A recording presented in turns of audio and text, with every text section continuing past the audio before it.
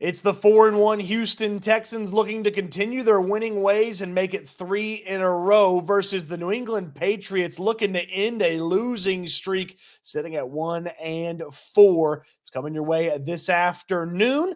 Let's figure out exactly how the Texans take care of business on the road. If the Patriots were going to pull the upset, how could they get there? And ultimately, who's going to win this game? Bring that all to you. Powered by my friends at BetUS. They want you to check out BetUS. Use the code YouTube150 for a 150% bonus on your first deposit up to $2,000. So this is a interesting spot here for the Houston Texans because it mirrors what happened about a year ago. Now, last year it was coming off of a Saints victory and a bye week, but the Texans went on the road against a bad football team who had a rookie quarterback and had a defense that had a little bit more juice than you would expect.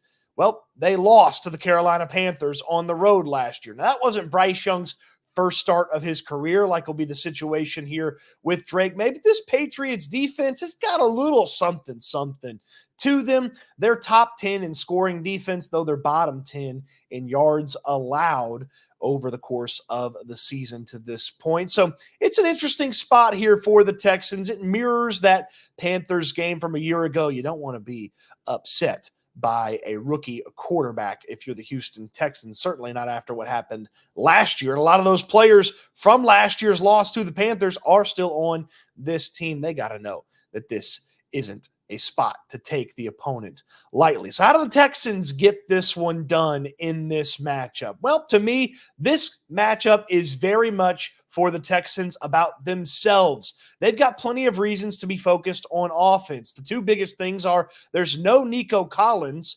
anymore. He's down for at least a month because he had IR with that hamstring injury, and there will be Joe Mixon and even Dameon Pierce, but Mixon's the big important one. So the offense, they can snap into focus this week because they've got to figure out how to still be one of the best passing attacks in all of football without Nico Collins, and they're getting the guy that was the locomotive to their rushing attack back in Joe Mixon. So the Texans got to take care of their own business on offense. They got to figure out how they need to move the ball through the air without Nico Collins. They've got to get that rushing attack going. It's not going to be week 1 against Indianapolis, but it's got to be much, much better than the past few weeks. Over the last 3 weeks, the Texans are averaging 3.1 yards per carry with running backs. That's just simply not good enough. You can't succeed long-term in the NFL if you're running the football at that clip with your running backs. Mixon's going to make a world of difference. He's still the leading rusher on this team, having only played 6 quarters of football for the Texans, or 6 full quarters, I should say, of football for the Texans. And he's averaging almost 5 yards per carry. So Mixon's going to improve things drastically for this rushing attack. So again, don't worry too much about New England's defense, where Christian Gonzalez, their stud cornerback, is, where Keon White, their defensive end, is.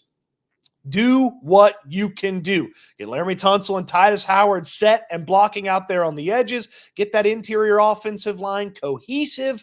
Run the football well.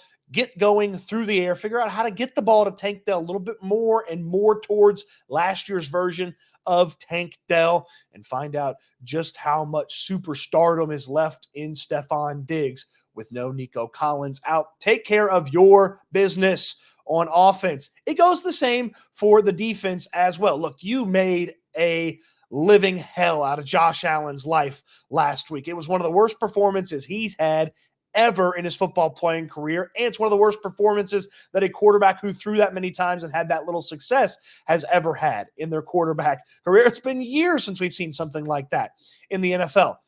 Do it again. It doesn't matter who the opponent is. It doesn't matter that they have the worst offensive line when it comes to allowing quarterback pressure, and the Texans are the best team in football in getting quarterback pressure. Play you. Don't take them lightly. You don't have a lot of game plan reference for Drake May that you need to pay attention to. So do what you do. Dominate the opposing offense, control the game, set the offense up as they work out some kinks in some advantageous positions, and you figure it out from there. Speaking of this defense, when you go to BetUS and use the code YouTube150 to get a 150% bonus on your first deposit up to $2,000, you can wager on this game. Texans, Patriots, gets going at noon Central Time. Earlier this week, we loved the even with the Texans winning by 7. I also love the under on the Patriots point total. They have not scored more than 14 points since week 2.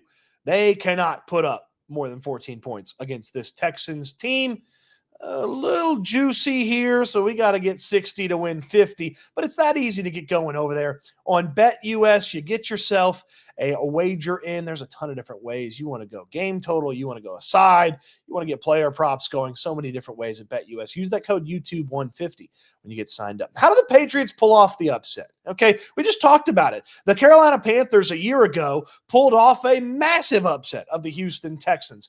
Well, how did they do it? And I feel like you've got to kind of replicate things if you're the Patriots. Now, the one thing you can't replicate from that's not in the Patriots' control is the Texans made a lot of mistakes against the Carolina Panthers. DeMeco Ryans had some untimely blitzes. They ran the ball ineffectively and far too much last year. Of course, after the Panthers game, CJ Stroud came out, had one of his best games of his career against the Tampa Bay Buccaneers the following week. So the Texans shot themselves in the foot. That's a popular thing that the Texans have done a handful of times here through the course of the season up to this point. So for the Patriots to pull this off, they're going to need the Texans to help them. They're going to need the Texans to make mistakes. Penalties will need to show up for the Texans. They'll have to have maybe some drops, a little bit of inefficiency because they're still figuring some things out from an offensive standpoint, and maybe that rushing attack needs just a little bit more time to gel. Joe Mixon practiced 2 out of the 3 times this week. They were limited practice performances. Maybe he needs just a little bit of time to get going. So the Patriots, first off, need the Texans to help them out. Then, from a defensive perspective for the Patriots, 2 key players to pay attention to: their cornerback, Christian Gonzalez, and Keon White, their defensive end. White's their best defensive lineman. Gonzalez is their best defensive back. Gonzalez has got to take away whoever he is guarding. He's got to shut them down, be it Tank Dell, Stefon Diggs, or following Stefon Diggs across the field. He's got to have a lockdown day for the New England Patriots if they have a chance to beat the Houston Texans, okay? He's got to be excellent, amazing, one of the best players on the field for that. And then Keon White's got to create some havoc off of the edge. They'll move him around. He's a speedy guy. He's got a little bit of strength as well. He'll have to make CJ Stroud uncomfortable. And if you'll remember, Frankie Louvu had the big performance last year from the linebacker spot. Maybe a little good linebacker play for the Patriots from a defensive perspective will go a long way in this one. Again, they're trying to replicate the upset performance from a year ago. Offensively, Drake May's got to use his legs. Don't make any mistakes. Abuse whoever the cornerback is that's not Derek Stingley in the game. No Kamari Lassiter for this game. So a numerous amount of options for the Texans to go with at cornerback, including D'Angelo Ross, Kadar Holman. Well, don't throw it at Derek Stingley. Throw it at those guys if you're Drake May. And Antonio Gibson's got to be Superman today from the running back spot. He's got to be excellent. No Ramondre Stevenson. That's the thunder to Antonio Gibson's lightning. Well, Gibson's got to be striking a bunch as the lightning and the only big-time option that they have at the running back position for New England. Now, that's a laundry list of things for the Patriots to put together to pull off a victory, don't you think? Well, yeah, it is a long, long list. They're not capable of doing it. We already told you with our wager that the Patriots are going under 14.5 points. I feel like they're going to put up about 13 points in this one. But the Houston Texans are going to put up far more, 28-13. The game is never in doubt after the first quarter. That's my score prediction for this one. Texans take care of business, cruise through this one, get out relatively healthy, and start getting ready for another road test next week against the Green Bay Packers at Lambeau Field. So Texans 28, New England Patriots 13 in this one, and they take care of business, win their 3rd straight and keep the winning ways going. The Houston Texans do in this one. What say you? What do you make of the evaluation of how the Texans can win, how the Patriots can win, and who do you think is going to win? Let me know in the comment section down below on your way down there. Throw me a thumbs up on the video. Subscribe to the channel if you haven't already. And don't forget to check out our friends at BetUS. They powered this video, and they want you to try out BetUS with the code YouTube150, which gets you a 150% deposit or for 150% bonus on your first deposit up to $2,000. They'll even give you a 125% bonus on the next 2 deposits after that. So YouTube 150 is the code for that. Appreciate you watching the video. Hope you enjoyed it. Happy game day to you. We'll talk after the game right here on YouTube, so you don't want to miss it.